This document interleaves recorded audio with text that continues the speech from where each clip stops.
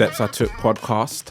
Back in the studio. Back in the studio. Back in Dubai. Back in Dubai. Always gallivanting. I feel like every time I see you, you just got off a plane. Literally, again, just got back from Bahrain, but this is what we're doing. Making a cash money. Good, flying man. around, Love to doing all the see it. events. Love to But see it. I love being back here in the studio, back with you. We always manage to find these interesting guests that are doing amazing things, which just goes to show, yet again, in Dubai, like the opportunities are endless. Yeah, 100%. Like I think Dubai is such a thriving hub with, you know, business people, entrepreneurs, creatives, 9-to-5ers as well. Because, you know, like there's a lot of respect for people that are in 9-to-5 as well. Doing great things on a great journey, achieving a lot. And it's always exciting that we're privileged to kind of have those conversations with people. And I'm actually looking forward to chopping it up with our guest today. Because like me, he's escaped the 9-to-5 world to live in his passion. He's created the UAE's first healthy online food delivery service marketplace. I'm sure he'd probably have a better elevator pitch than me when it comes to describing exactly what it is. But, you know, it's a tech app and it's not easy to create, you know, like a tech app. It is hard to create anything tech related. Yeah. So welcome, Ciaran, onto the show. Thank you very much. Thanks so much for having me. Thank you for the introduction. Appreciate it. Before we get started, we like to ask all of our guests the same question. What has been the best moment in your last 7 days of life? Ooh, that's a great question. I had a really nice dinner with some friends the other night. We were sat in Index Tower just having sushi, looking out over the Burj Khalifa, and we'd had a really great event that day. We did a paddle event with Maction. It was like a singles dating event, and we did a Hundo pop-up stand. And then, you know, when you've just done a really good event and you can sit and just pause and go, oh, that was a good day. Yeah. So it was really tranquil, it was nice, good people, good food, good music, and lovely view. So yeah, that was probably the highlight. That sounds like nice. Great, perfect day. Yeah. It's so nice how many guests come on sometimes and just say, you know, I had really good conversation with some nice friends. Just shows like how important it is to have those good people in your life to share those happy moments with. Well, it's a hectic city, Dubai, right? We always go, and to have moments like that where you can just chill out and just look over the city and relax after a good day, because there's nothing better than that feeling when you've had a really productive day and you can just sit back, drop your shoulders. So yeah, good people, good views, good music, yeah, all of that. When you look over the city, what sort of comes to mind? Like when you look at like the views that you can see and, you know, being in Dubai and stuff, what goes through your mind at that moment? I think, especially from that view, as if anyone's listening who's been to Index Tower, you see it's an incredible view over kind of downtown and Burj Khalifa. And for me, it's just always how unbelievable it is that if you roll back 20, 30 years, none of that was there. There's the speed and scale of this city and how fast it's grown is just incredible. I mean, we were chatting before the show. I grew up on a farm in Somerset, so the tallest building we had around us was a 3-story Debenhams in Taunton, and that at the time looked tall. Yeah. So to go from that in your childhood to like Dubai, where it's just the scale of it's unbelievable. Yeah, that gets me every time I'm up there. It never gets old. Yeah. Dipping into your childhood though as well, growing up on the farm, what was it like for you being in the countryside? Amazing. I think the older you get, the more you appreciate your childhood. And at the time, it was just normal, right? That's where you grow up and you don't know anything else. But like both my parents came from, my dad's from Liverpool, my mum's from Ireland but grew up in London, and they really wanted us to grow up in the countryside. And it was just that beautiful freedom as a kid where you could just, they were so cool. They would just like go and do what you want to do. As long as you give us a call if you're out or whatever, just take the bikes out, go over the fields, do all of that. Yeah, I love Somerset. It's home. It's beautiful. People are so friendly. You can't walk down the street without having a chat with someone. And that's never really left me, to be honest. Like living in Dubai, you walk around and you go into shops and cafes. I'm always speaking to everyone. Do you know what I mean? So yeah, I love making those connections. When you say you grew up on a farm, do you mean like an actual farm with cows and like growing? Yeah. vegetables? So we weren't farmers. So both my parents worked in education, but we lived in the farmhouse that had a working farm around it. So there was cows. There's for most of the time it was cattle, but we had a little paddock ourselves where we had like pigs and goats and sheep throughout the years. What was that like growing up with animals and? It was cool. Yeah, I loved it. I mean, I spent so much time with them as a kid. I've always loved animals. It was the reason I became vegetarian when I was 5 was because I decided like I don't want to eat them. because I have a relationship with them, and I had that very like clear understanding of where food came from a really young age. And I just kind of decided and said to my parents, I don't want to eat meat anymore. And they were like, okay, that's cool. Yeah. Which meant they had to do a lot more cooking. But And now, do you still not eat meat? Yeah, I don't eat wow. meat. Yeah. So from 5, you've been a vegetarian just straight. Yeah. So you have an even greater appreciation for things like vegetables and beans and all these other things. Do you use replacements a lot, or do you stick with like actual whole foods? I go through phases. I think eating whole foods is the best strategy if you can. But I also think there's a big market for vegetarian replacements, because you still want a burger, or you still want like a sausage or whatever it may be. And I think they're getting less and less processed, because it seems that people are becoming really awake to non-processed foods now. People like Eddie Abu, for example, has really like shone a light on it, and like the dangers of what is actually in food, like walking around the supermarkets with the cereal boxes and things like that. So I think, especially from social media, people are becoming more acutely aware of that. Yeah. As a 5-year-old, did you have any aspirations in terms of what you wanted to do? Yeah. When I was, a bit later than 5, I think when I was 5, I just wanted to play on the farm. And that's what I was thinking. I used to love burning things. That was my thing. When I was 5, I'd just go around and build fires wherever I could. I wish my parents probably found a little. Did you get in trouble at all? Or? My dad was probably the worst encouragement of it. Yeah, he used to give me encouraging. Yeah, he'd give me. Here's the matches. He'd give me one match and take me to the field where it was a bit damp and say, right, try and light a fire with one match, and that was the challenge. So that you'd have to get with your tinder and things like that. And then he taught me too well, so I was just burning everything. But yeah, no. As I got older, I wanted to become a chef when I was a kid. I think we spoke before. Like Jamie Oliver was a massive inspiration for me growing up, with his series on Channel 4, which was Jamie's School Dinners, which is where he kind of did a documentary on the food that kids were eating at that age, which was awful. It was chips and turkey Twizzlers and was it turkey dinosaurs and potato smiley faces? Yeah. All the processed foods. Yeah, ultra processed foods for kids, which is, for children, that's the most important part of development, of when you should be having the best food. And I remember him like going through the factories and looking at what was actually in the food and the ingredients and what they were giving to kids, and saying like, we can do better than this. We must do better than this. But the government kind of said to him, look, there's only X amount, I think it was like £1 per kid per meal. And he was challenged with, okay, how can we find these ingredients to make good food for children at that age? And he found a way. And that inspired me. I was like, there is a way to always eat good food on a budget. And that's really fed into kind of my journey in terms of what I care about and what I wanted to build with Hundo as well. Mm-hmm. In terms of like processed food, like it sounds, basic, but what is the dangers with processed food? Like why are people so like against having processed food? So there's a lot of scope to it, right? So you could say that bread is processed, but then you can go all the way through to something like a piece of Haribo, which has like 60 ingredients in it. I think the most important part of non-processed foods is that your body knows how to break it down, because it's something that through years of evolution our bodies recognize, and they can just break it down with ease. As soon as you start compounding things together and it goes into your body, it's like, oh, how do I deal with this? Which is why so many things that we eat these days make us super sluggish. So you eat it and then your body takes so much time and energy to break it down that it takes a lot of your body's resources to do that.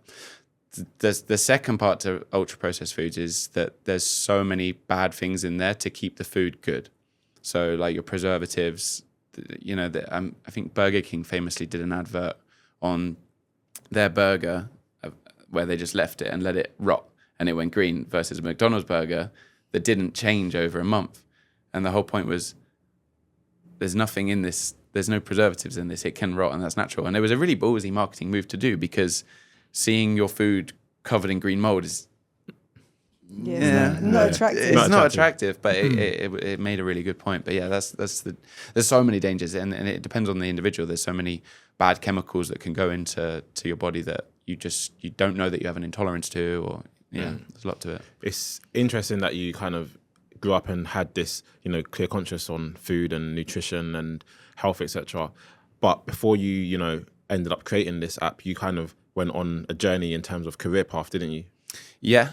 So I went to university and studied politics. That was at that age, I was sort of a student activist, probably riled up by the Conservative government of like 2010 and the introduction of tuition fees and going on student marches. And I was a classic, very left-wing teenager.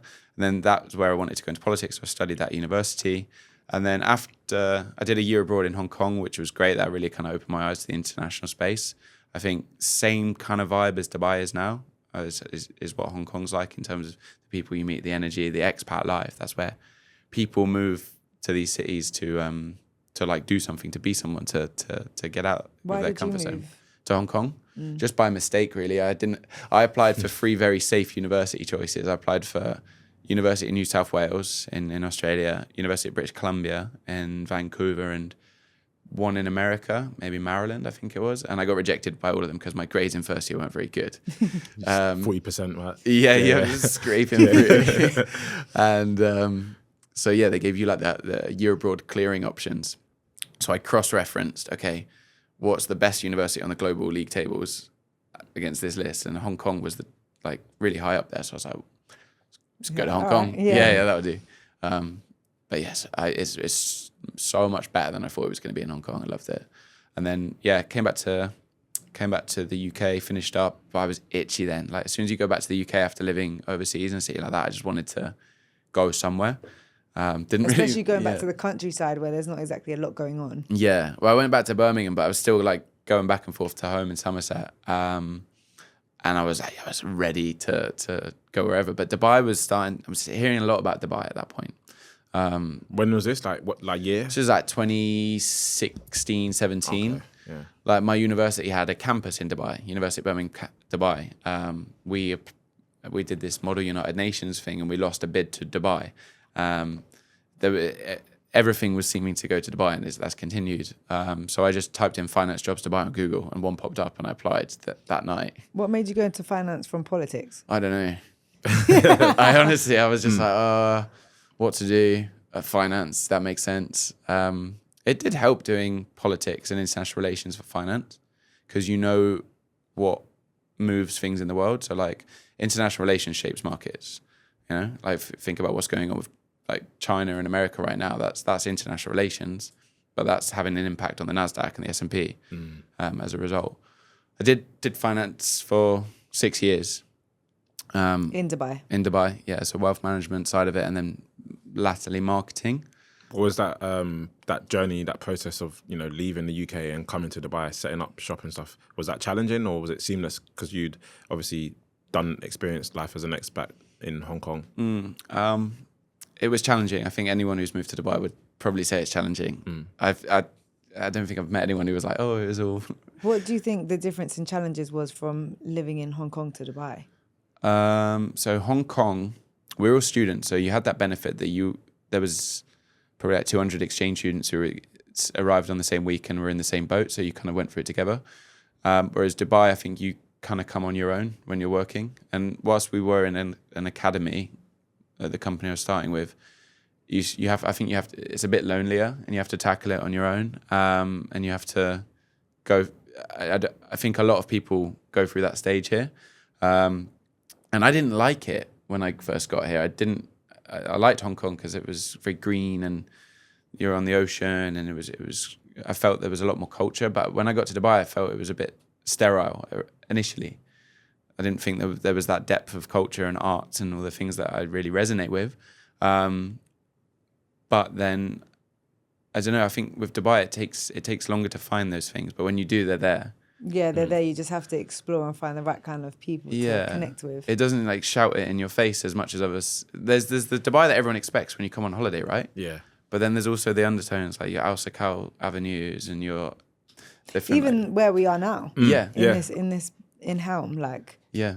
It feels like a home away from home. Yeah, we were saying before the show that how many hidden gems there are in Sukim Yeah, that no one knows about if you're a tourist in Dubai. yeah. But these are the local spots. Yeah, the So, really yeah. nice spots that have culture and some kind of substance to them. Yeah, and that's what you need to feel at home. Because if you don't feel that, then you're never going to feel at home in a city. And I think it's community as well, right? I think certainly for me, I didn't expect to see community in Dubai when I used to come out here just to DJ and go back to the UK. It was literally just party central, Yeah. and then go back home.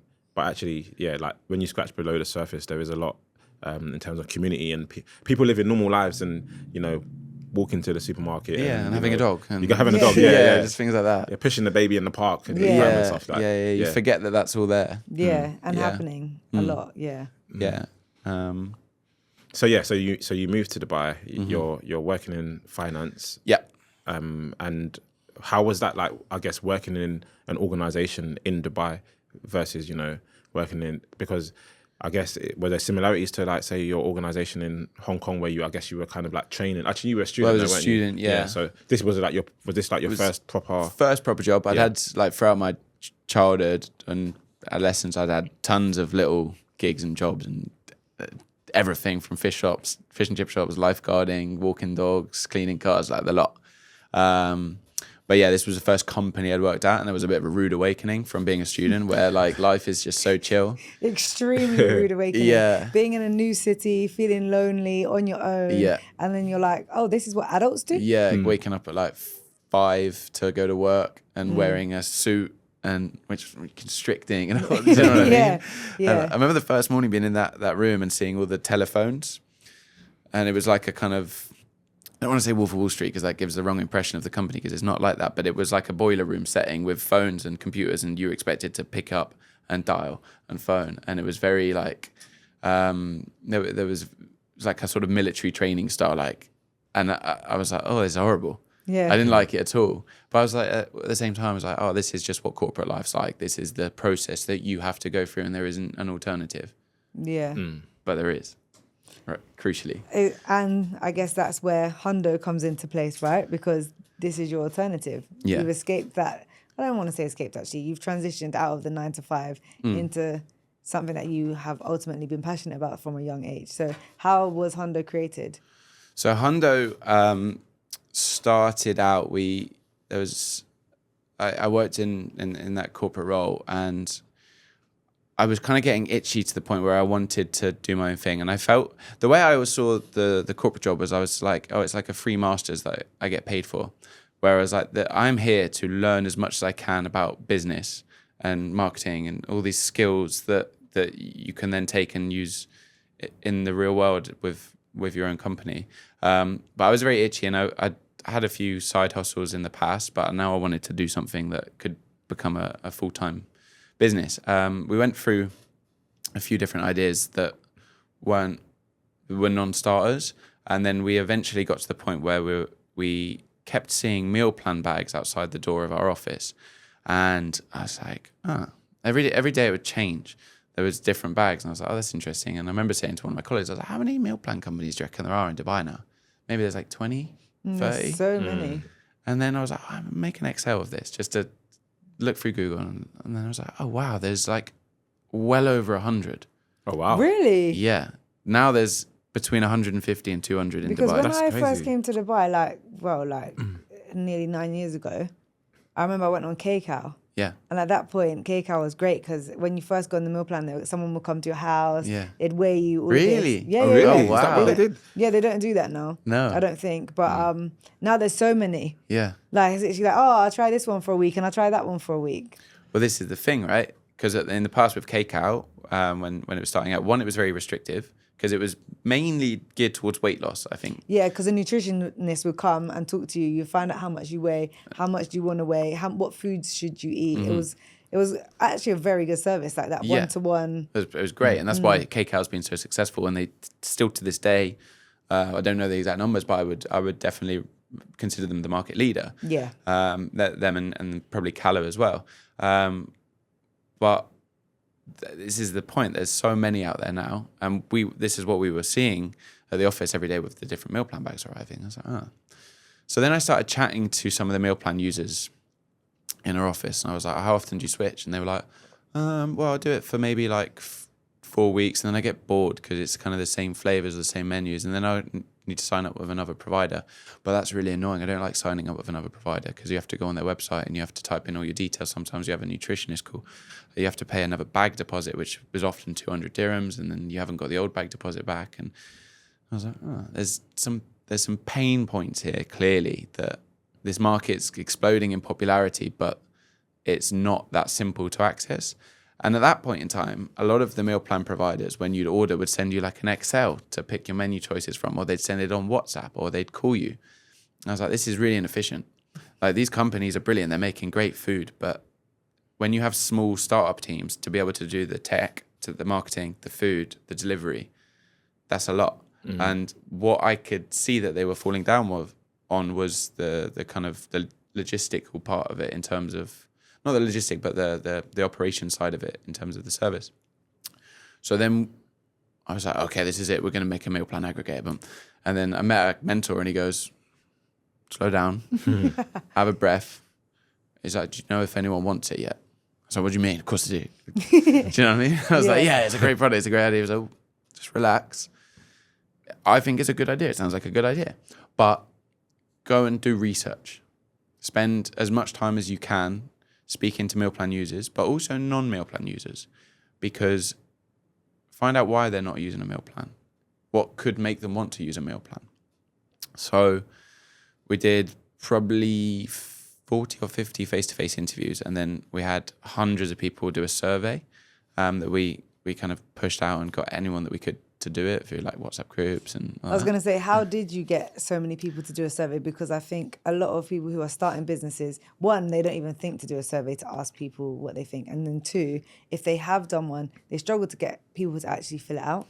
So yeah, there's a few ways. Shout out to Matt and Mike from Belong who helped us. They've got a social media app, which is for lonely people in Dubai, which goes back to what we were chatting about earlier. But they have groups on there, and people are really helpful on there. And we dropped it in there. We got a lot of feedback on that. Facebook groups, Brits in Dubai, WhatsApp groups, sports groups that we're in. Anyone and everyone, we just asked them to fill it out. And then the data was so clear.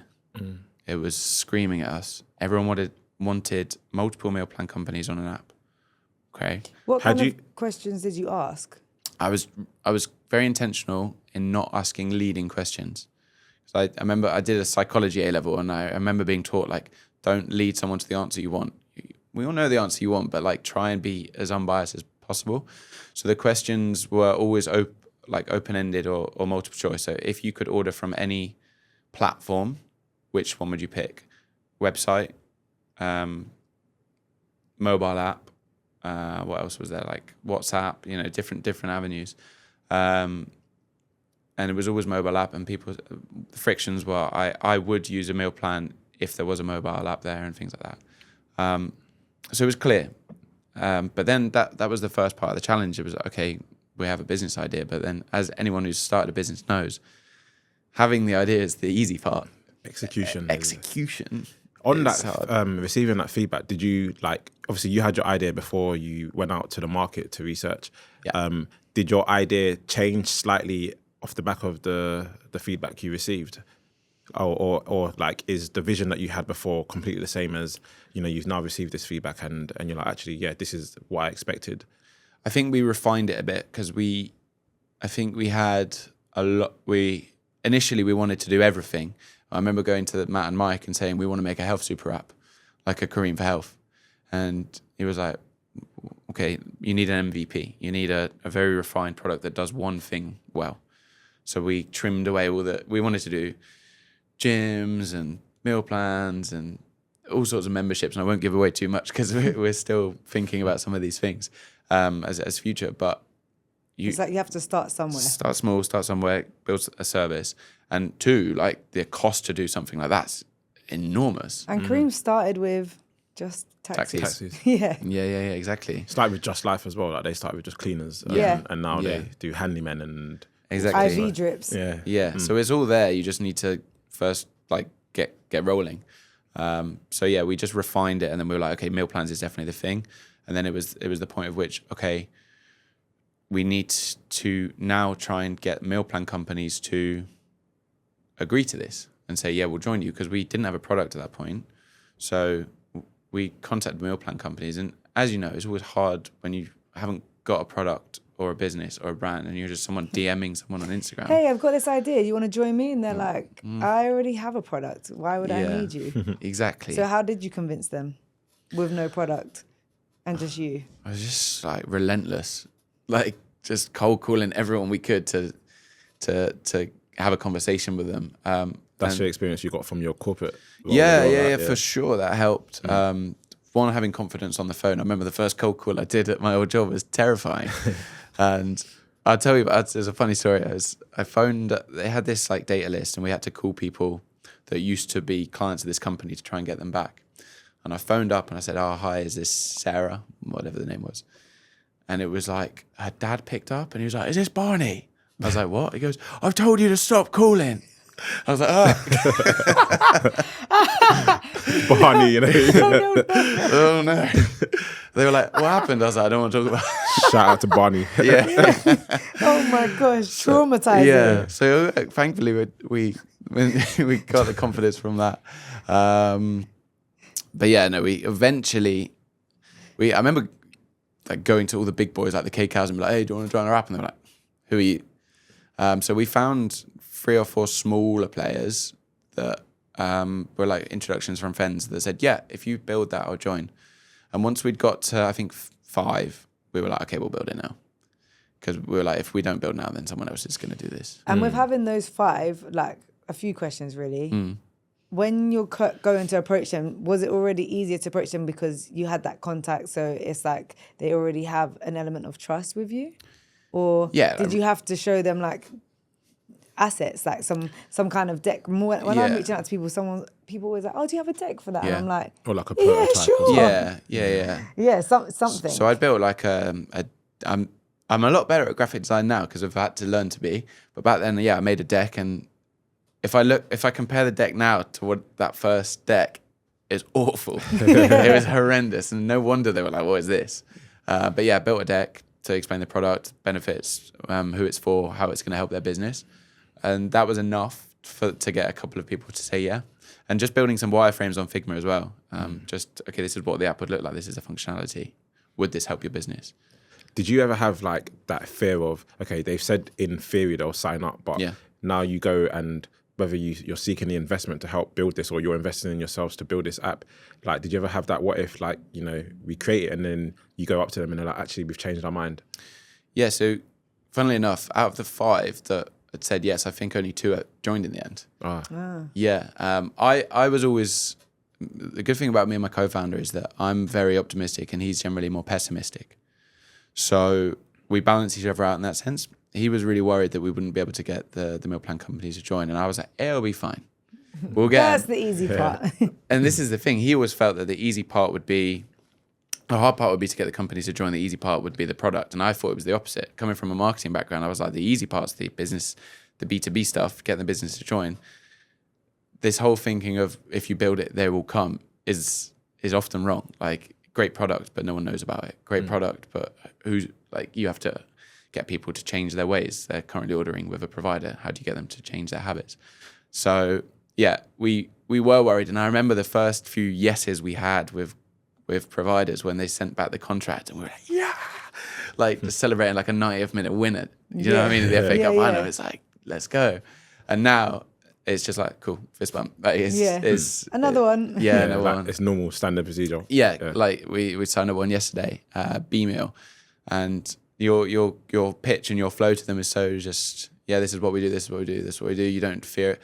Like, you don't have any trepidation over saying the commission level. You're just like, this is what everyone pays, cool.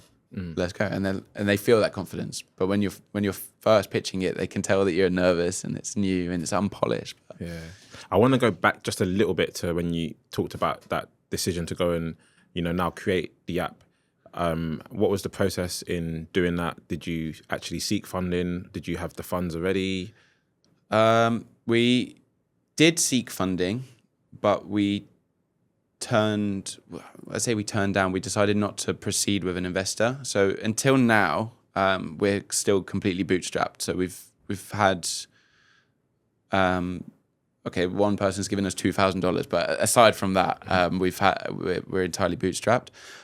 Just explain bootstrapped for in layman terms. Bootstrap just means that yourself and any co-founders you have funded the business in its entirety. So you've had no external money come in to help build the business. And I think going back to that stage where we were first speaking to developers, app developers, and trying to ascertain like the best deal, I remember some of them said, yeah, we'll give you a massive discount on this, but we want 25% of the company. Or yeah, we'll do this, but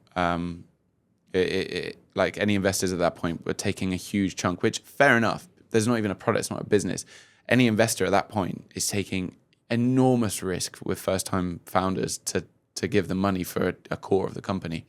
But we had a lot of self-belief that if we can get through this period of paying for it ourselves, we would kick ourselves if we gave away a core of the company. That's a big chunk of your company. It's huge. For someone that just gave you some money. Yeah. So we found our developer, which was a referral from Matt and Mike, who I've mentioned before. And these guys were awesome. They've been brilliant throughout the whole process. They gave us the quote, and it was, so I was like, well, I think it was something like $60,000, and I was like, wow. That's a lot. Actually, should we go back to those investors? Yeah, that's a lot of money. And I remember me and my co-founder, we did the paper, we'd worked out the numbers, and I was like, we can just about do it. It's going to be tight, but we can pull some things together. I sold my car. Do you know what I mean? Let's do it. That's a proper entrepreneur story. I can imagine the headline in 5 years' time. Entrepreneur sells his car to fund multi-million-pound business. Yeah, you got to do it. I shouldn't have had that car. I bought a Porsche, right? I was at no stage in my career to be able to afford that car, but I wanted it, and I always wanted it, so I bought it. And that's what Dubai does to you, though. Right? Yeah, keeping up with the Joneses. It was a terrible idea, and the maintenance every summer was terrible. I sold that. Now I get around mostly on my Careem push bike. And normally when you hear the founder stories, it's the point at which they were like, oh, I did sell my car, then I was on the push bike, and now I'm here. But right now I'm at the push bike stage still. But yeah, loving it. Yeah. Honestly, it's so amazing to hear how much belief that you guys had in yourselves. So you said before that you had started you had some side hustles and stuff. Yeah. Is there any lessons that you learned from those side hustles that you started up that you've brought into Hundo? I think from the side hustles, I knew that I needed a co-founder. I think that showed me my weaknesses at that point. I can get very distracted. I can have a lot of motivation and creativity at the start of the project, but if I come into a hurdle, it's not uncommon for me to just give up. So I needed someone who had a bit more resilience and kind of will just drive a problem. Whereas that wasn't really me. I can add creativity, and I can build relationships and things like that, do the more fluffy things, I guess some people would call them. Whereas the co-founder is more like a diesel engine, just powers through. I think working with a co-founder is essential for a lot of people. The ones that are sole founders, I'm amazed by. I'm like, how do you do it? Yeah, everything. Yeah, I don't get it. Because it gets lonely, right? Oh yeah. Yeah. That was the big thing, going from being in a corporate office every day, surrounded by boisterous sales team and all that, to silence, laptop on your own all day. That's hard. No banter, yeah. No banter. That's hard for someone who's quite social. It's a shock to the system. What do you do to help yourself in those situations? So I started going to morning workout classes. Because instead of training on your own, I'd go to platform, and you see people, you can have a coffee with them after. But I think it was key to have some social time first thing in the morning and then go and work. I go to co-work spaces where possible, work with other entrepreneurs, things like that. And I'll have a day in DIFC where I go to arts club, and I have some meetings and try and have a meeting staggered through the day just so I'm speaking to people. Yeah. Yeah. And how did you choose your co-founder? Because that's not always an easy task. It's not. Yes, I agree. I think it's easier when you have someone like me and Giovanni doing this podcast together. I wouldn't have got it together to do it on my own, or I wouldn't have been as consistent. I wouldn't have had enough funds to do everything on my own. Yeah. But me and Giovanni have a common interest, and we are both as driven as one another, and we knew of each other and have mutual friends. So it was like, okay, this works. We talked about it for a year. We got it going. But some co-founder stories are not so like simple, easy going. Like, how do you find working with yours? I think we've just known each other for a long time, and we trusted each other, and we'd played sport together, which was a big help. I think if you can trust someone on the sports pitch, you can see a lot about them. We'd always had mutual aspiration to start a business, and he'd seen one of his friends actually start a business, and he was like, "Oh, right, it's possible." When you see someone in your own circle do something like that, it seems so much more attainable. And a lot of my friends now have come to me and said, "Oh yeah, I've really been inspired by this. I'm doing this." Like a friend's starting their own finance business. Another friend worked in corporate, and now they really want to start their own dinner party hosting service and things like that. I'm like, great, because I had that from a friend of mine, Marco, who I met when I was in Hong Kong, and he ran a student events company around the world. And his story is incredible. You should get him on if you ever can. Like it's one of the best entrepreneur stories you'll ever hear. But you need that someone who's close to you that can tell you, or you can show you that it's possible, and then you're like, yeah, it is possible. If they can do it, I can do it. But yeah, going back to the co-founder, it's just a yin and yang sort of situation. And are you both as like interested and invested in food, or is it just that this was a good idea? So you're like, yeah, let's do it.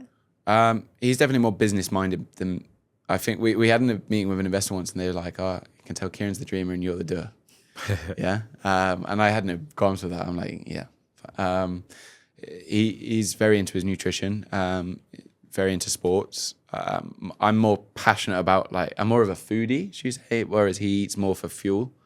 But yeah, he's definitely just take the beauty out of it. It's like business functionality. Let's go. Let's build it. You know what I mean? And then he helps keep you on track then, I guess. Yeah, exactly. Like when I'm floating around and doing ideas and colours and things like that, then you need to be pulled in sometimes. I think that speaks to the importance of choosing the correct person, to work with, whether that's, in business or, in, a professional capacity or whatever it is. And I think, like you mentioned before, you're the kind of floating around and optimistic, and he's kind of a bit more realistic and keeps you grounded. For sure. And for sure, I think that that reflects in, I guess, allowing you might have an idea, and then you can go to him and be like, and I guess you've got your mentor as well, right? Mm-hmm. So I guess between the two of them, you can kind of just is this realistic, or is this yeah.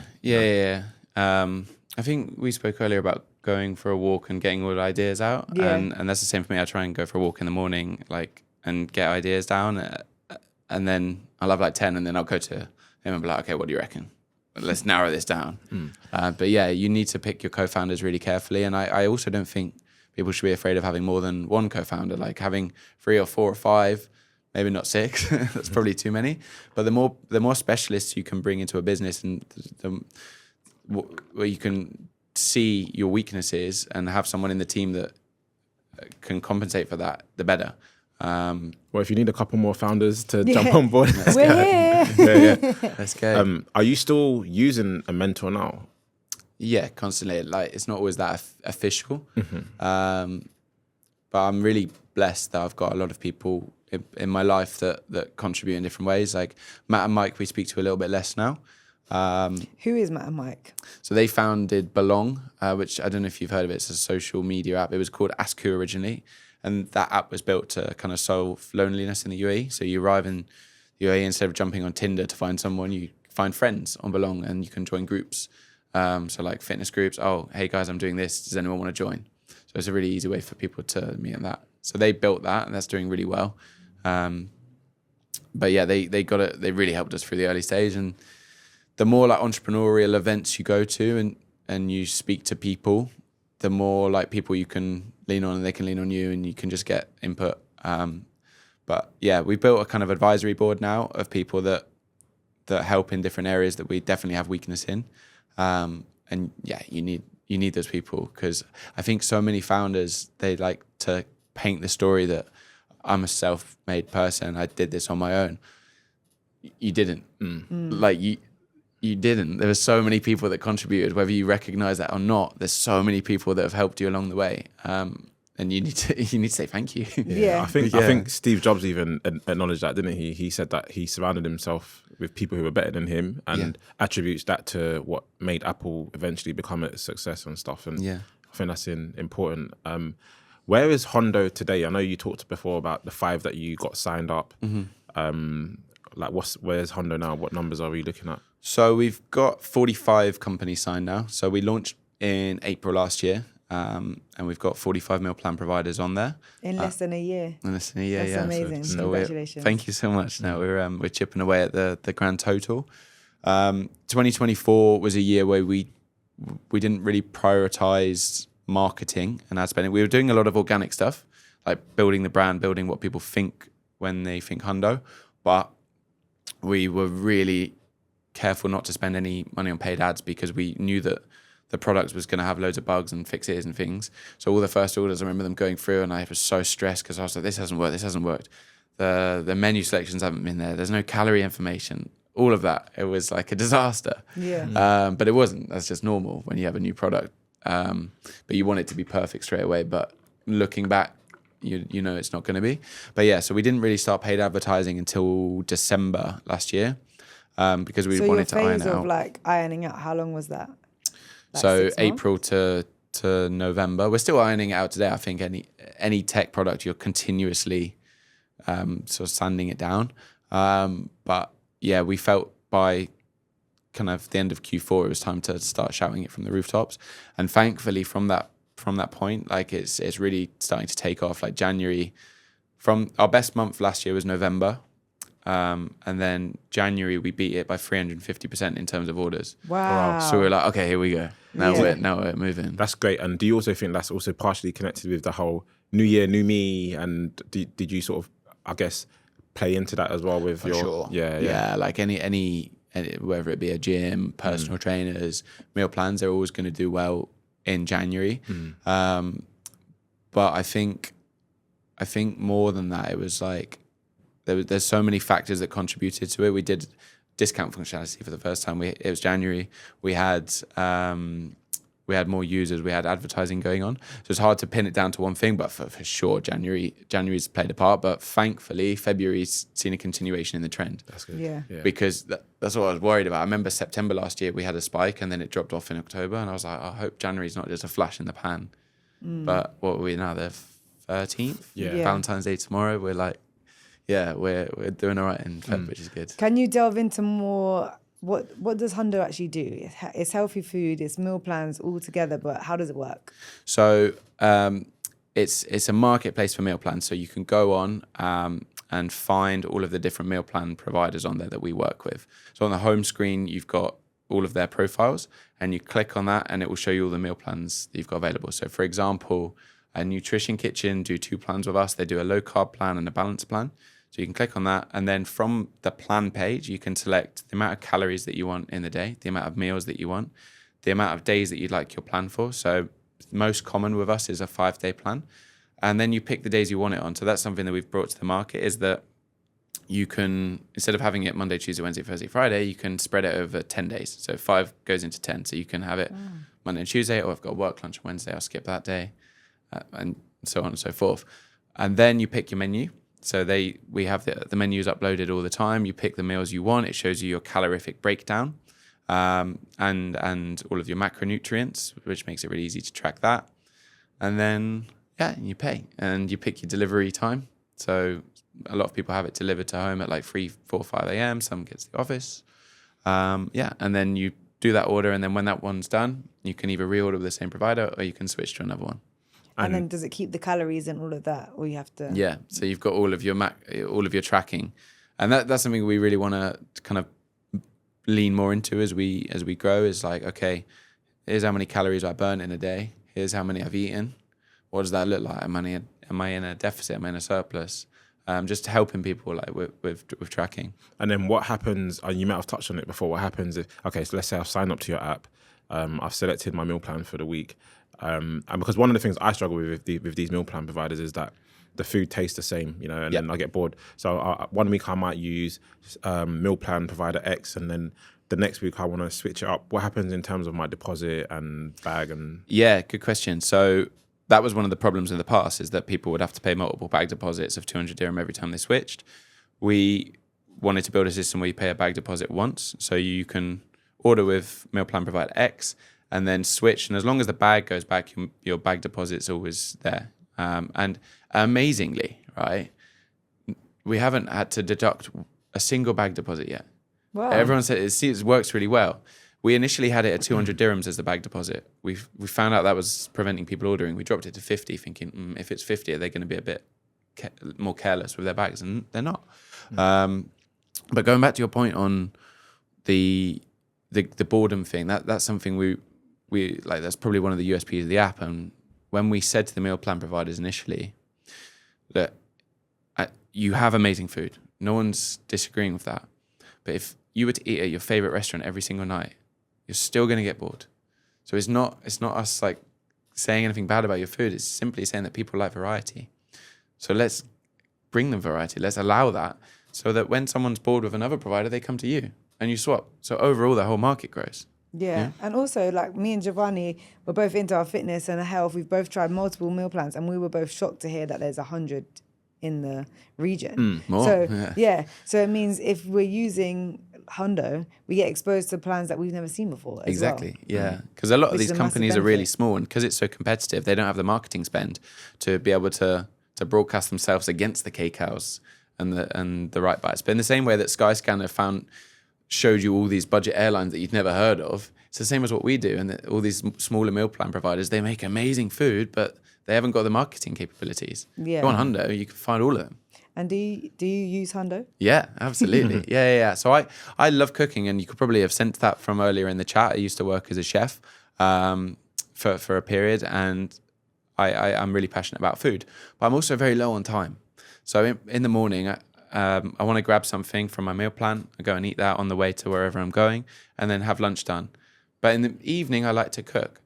I like to slow down, and I like to chop things and make a nice food, a nice meal, and share it with someone. Everyone's different. Some people want to cook their own breakfast and they want their dinner and stuff made. So it allows you to, whatever you're looking for, whatever your thing is, you can do it on Hundo. Yeah, my friend Chloe, she's like our mutual friend. She's a big advocate for Hundo. I think there's not 1 week that's gone by where she's not like actively like telling people the benefits of Hundo.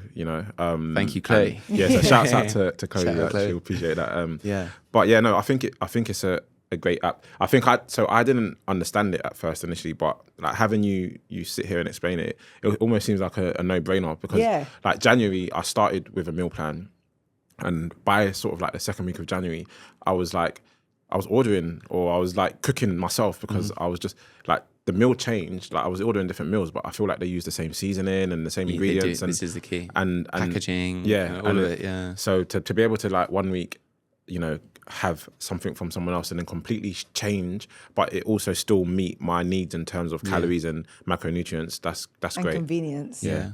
Well, this was the thing that we wanted to find out, is that, okay, are people going to go on and just order from the same place every time? And then the stats so quickly just showed that people switch all the time. And we're like, brilliant. Okay, that's good. That means the product there's product market fit straight away. Yeah. Because if they just ordered from the same place every time, there's no point in it. You might as well go direct to the provider. But they don't, they switch. And it's the same as if you're on like Talabat delivery with Careem. It's like you've got your favorites there. There's maybe 4 or 5 restaurants you order from.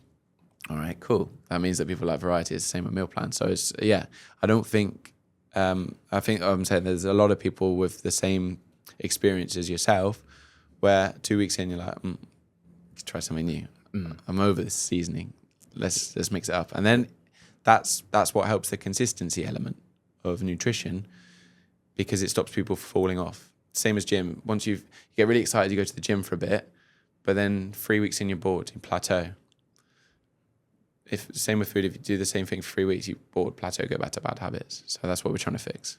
Because you have that passion for food, is it important to you which meal plan providers you like sign on? Do you make sure you vet them that actually the food tastes nice? Yeah. It's not like you're like, I've made this app and everyone can come. It's like, actually, no, I I do care about what we're giving to our customers. So yeah, there's two parts to that question. One, the food has to be to a certain standard, and we've taken 2 or 3 providers off the app that haven't met that from customer feedback and personal experience of eating it. No, it's not good enough, because they go on Hundo. There has to be a certain standard. Whether it's not just the food as well. Sometimes some things like delivery, if that's not good enough, then they're off.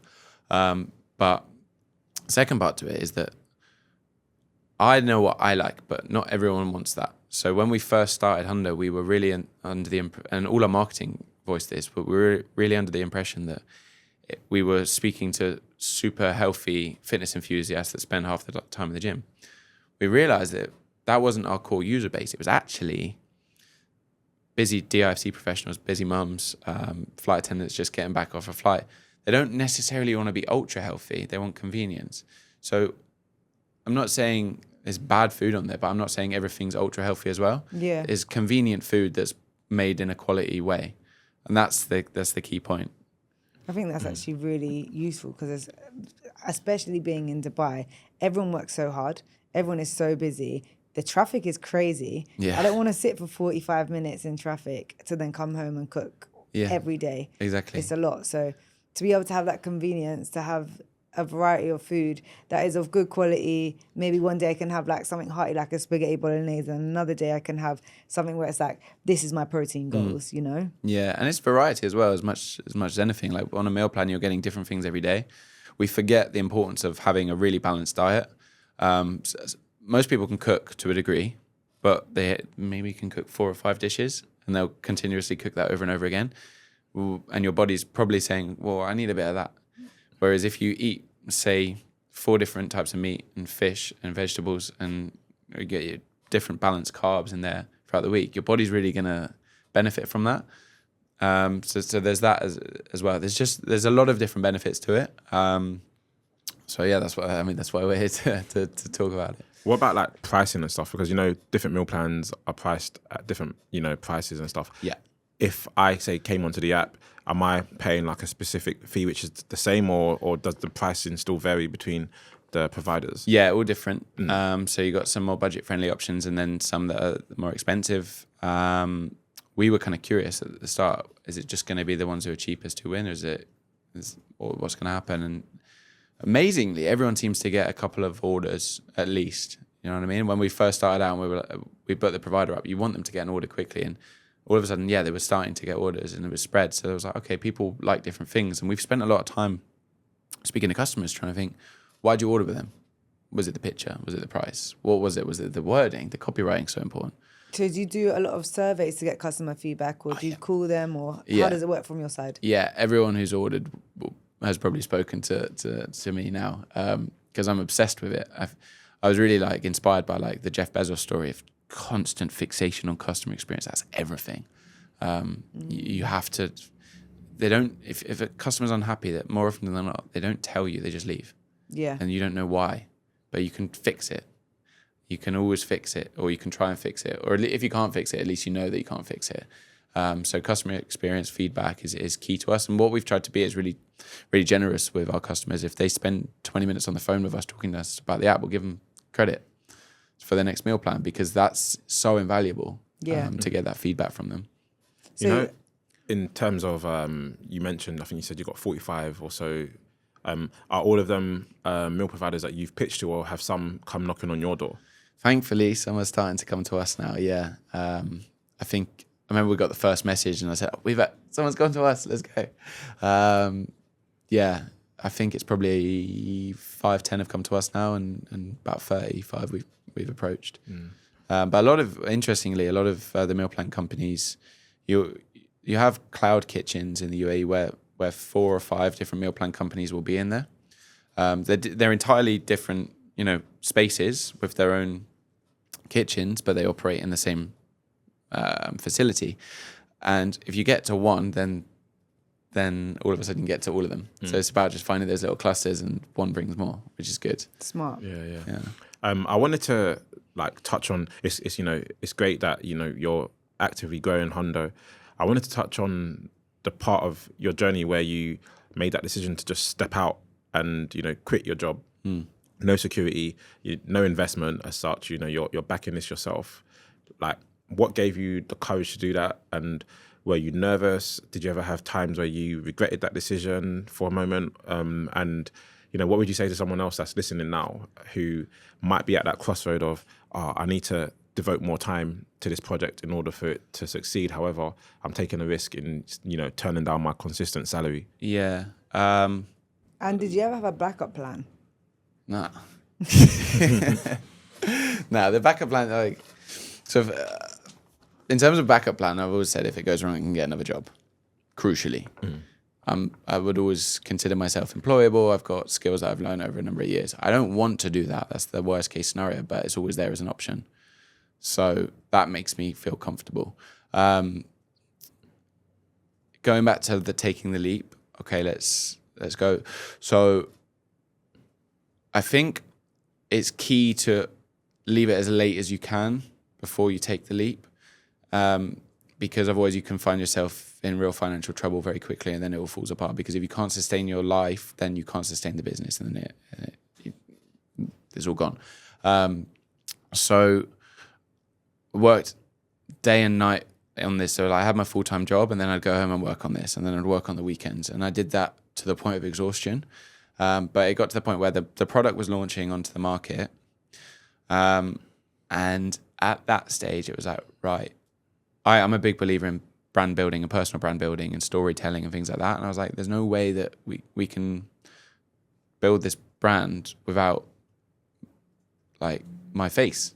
I need to be part of that. I need to go on radio shows and podcasts like this, and I need to be out in the street with my t-shirt and hold up signs and things like that. You have to do all of that because in the modern day, personal brand building is so important. So I was like, okay, that has to happen. And we got invited to go on Dubai Business Breakfast in like a month's time. So then I was like, right, I need to hand my notice in. that was the push I needed. And that was quite emotional, to be honest. Like I had a really great relationship with my old employer. Like we chatted so much, like our WhatsApp conversation's huge. And we really trusted each other and relied on each other. So that was tough to walk away from. But I was really like, that meant a lot in the way that he like wished me well. And he was like, go and do it. You know what I mean? Yeah. Go and do it. Good luck to you. And how long was that time frame of you working non-stop? With the full-time and Hundo? So Hundo started out, it was just like we'd do a little bit in the evening on a Sunday. And then as it ramped up, it became like unbearable in terms of the amount of workload there was. Like there was so much to do at that stage. It was probably about a 4-month period of just exhaustion. But then, yeah, thankfully, like we found a way that we could make it work with my co-founder, like supporting us financially, and me working full-time on it. And yeah, that's a lot of trust as well between you and the co-founder, like especially because you said, you know, you can be like creative and go off and then need to be pulled back down to earth, and you're the one that's been left to like be free kind of thing. That's a big amount of trust. I'm like, yeah, I'm going to fund you for your freedom and to run Hundo as much as possible. So does your co-founder still do stuff for Hundo too? For sure, yeah. He's more in the space that I was before I left, of doing a full-time job and then working evenings and weekends on it. So yeah, it is trust, but we both had to sacrifice a lot for that, right? So I moved out of like a place I loved just around here in Careem. I lived in a beautiful villa. I moved out of there. I sold my car. I gave up my freedom to live in a different place. Now live in a studio. Yeah, it's on a Careem bike. All of this, and it's part of it. And he's given up a lot of money. Yeah. Given up huge amounts of time, to the point at which we're both so invested in it. Like the trust comes from the respect in terms of what the other person's given. Like he knows what I've given and I know what he's given. So you couldn't disrespect it by not giving 100. Yeah. Or 100. So So like, you know, just to finish off with, you know, taking that leap and jumping. So for like listeners, because I know there's so many people in this world that are just on the cusp. I think you was talking about Dubai Eye, and that was the moment for you. But like, what would you actually say to someone that's listening who is, you know, thinking about jumping but isn't sure? Can you support yourself, or can someone help support you? How long's your runway? So for me, and this is a point I really want to make about Dubai actually, and I've thought about this earlier, is that Dubai pays you a gratuity. In the UK, you get a pension from work, but you can't access that until you're like 55 or 65. But here, as soon as you leave, they give you your cash. That's actually really cool because it gives you a runway. You can quit your job and get that cash straight in the bank, and you can sell your car. And if you have some assets available to you that will allow you to have 6-9 months to make it work, then go for it. Try it. Why not? As long as speak to some people first. Make sure you're not completely Get the mentors, have Yeah. the cash flow, and just take the leap. Yeah. Because like you said, the backup is you could always just get another job. Yeah. Yeah, and I've got some like side gigs that I do here, like some done some like extras work and tried to pick up just bits of cash that I can get from anywhere. And you do that as well. So like just because you're leaving the corporate job doesn't mean that you can't have other streams of income. Depending on what your skill set is, you can do some tutoring, you can do some. Dubai's a bit different in the sense that you can't just go and pick up a bar job in the same way that you could in the UK, or something like that gives you like evening work and is well paid. Because I don't think service jobs pay you as well as they do in the UK as they do here. So that's a bit more difficult. But I think if you search hard enough, you can find ways to support yourself. Yeah. But of course, most of the listeners, some of the listeners aren't in Dubai, so there's. Yeah. Just find a way to fund yourself. Just quickly as well. So do you have a clear timeline and business plan that also helps you lean into the trusting in the process? Yeah. So we're on the verge now of closing our first amount of investment, which has taken a lot longer than we expected. That was a rude awakening to how hard it is to raise capital. But yeah, we're pretty close on that. Touch wood. That's not wood, that's metal. But something. Touch wood. But yeah, we're close to that, and that's really going to help. That's going to take some of the pressure off financially from a co-founder and give us that nice smooth runway for a while. And then one of my mentors said to me, it was like, when you raise, just continue to raise. Get Why? that first round in. To make sure that you don't get to the point of risking the business, because he said basically have a group of investors that you keep warm, because it's not when you're ready for money. It's not when you're ready for investment. It's when they're ready to invest. So you need to keep like a roster of them on tap and keep them updated with it at all times. And like some other mentors have said to me, don't ever turn down money as long as it's not at really bad terms. If someone's trying to put money into your business, take it, because there will probably be a time you need it.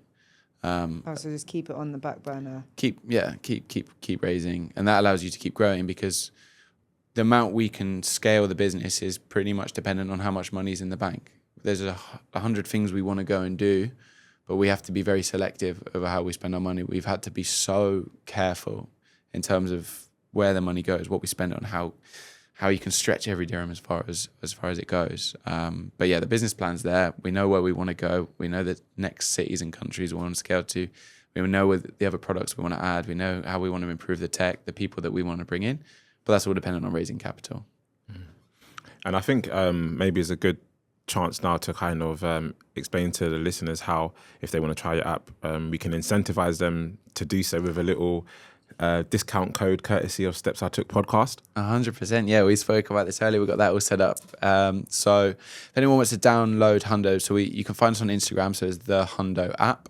You find us on the App Store and the Play Store. So type in Hundo and it should come up. And then, download the app. And then for anyone listening to this, we've developed a code of STEPS25. So put that in, and that's going to give you 25% off your first order with us. Amazing. Perfect, Ordering later. We like to close the podcast with a tradition as well. We started with a tradition and we close with it. And that is, we ask all our guests the same question. And that question is, if you could create one rule for everyone in the world to follow, what would it be and why? Wow. Rule. I don't like rules. Quite anti-rules normally. It's probably like the Glastonbury boy in me, like speaking out about it. When I go to that festival, I just love that everyone's nice to each other for 7 days straight, and I just wish people could be a bit more like that for the rest of the year. I don't know if that's a rule, but just be nice to people a bit more, because even the smallest little comment to someone else or just smiling at someone in the street, you don't realize how like big of an impact that has on their day and their, like how they're feeling.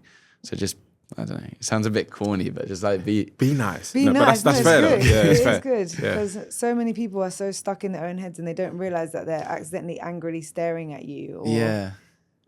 like accidentally barge you or whatever. So just being nice and being Yeah. kind to people is Try and- good. yeah, be nice to a stranger once a day, I would say. That's Yeah, a good rule. that's a Be good nice one. to a stranger once a day. Yeah. I like that. Yeah. You already told us that your friends, Mike and the other guy, gave you the app developers, right? But how long has it taken you to actually build an app? So the initial scope of the project, I think, was 5 months. So that was like sitting down saying what we wanted to build, and then them starting and saying, okay, I think it was June 2023 to June 2023 to October 2023. It was supposed to be built, and it didn't get built in that time. And because we thought we knew what we wanted, but then it changed a lot in that, and then we had to like start iterating it and paying for maintenance fees before it was even on the market.